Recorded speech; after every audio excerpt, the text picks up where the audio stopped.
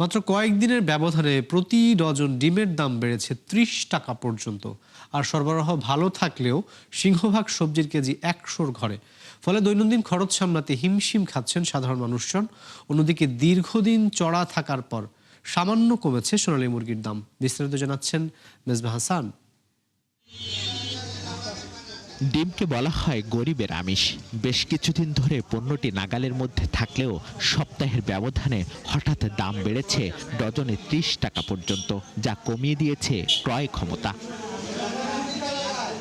এই যেমন ব্যাচেলার রুহুল আমিন সপ্তাহে ৩ দিন খাবার টেবিলে রাখেন আমিষের এই অন্যতম প্রধান উৎস। কিন্তু বাড়তি দামের কারণে চাহিদা মতো না কিনেই ফিরতে হচ্ছে তাকে। আগে কিনছি ২০টা ২০০ টাকা, আজকে কিনলাম কত ৩০ টাকা বেশি দিচ্ছি। একমাত্র গরমে সব কিছু করতে হবে। বাড়া বেশি না, লজ মাল বেশি। গ্রীষ্মের সবজি সরবরাহ স্বাভাবিক থাকলেও দাম বাড়তি। ঢেঁড়স, পটল, ঝিঙা বাজার ভেদে বিক্রি হচ্ছে ৮০ থেকে ১০০ টাকা। ৪০ টাকার নিচে মিলছে না পুঁই শাকের আটি। ফলে আয়ের থেকে ব্যয় বেড়ে যাওয়ায় ছোট করতে হচ্ছে বাজারের ফর্দ। শাকের দাম বললো ৬০ টাকা, আমি বললাম ৪০ টাকা, উনি দিবে না, ওনার পোষাচ্ছে না। এখন ৫০ টাকা বাধ্য, একটা শাক সে নিলাম একটা ৫০ টাকা। কন্ট্রোল করার চেষ্টা করতেছি। এখন আয়ের সঙ্গে ব্যয়ের কোনো সামঞ্জস্য নাই। আমাদের তো ফিক্সড ইনকাম, প্রতিটা আইটেমের উপরে দাম বাড়তেছে, মানে এখন সব কিছু ক্ষমতার বাইরে।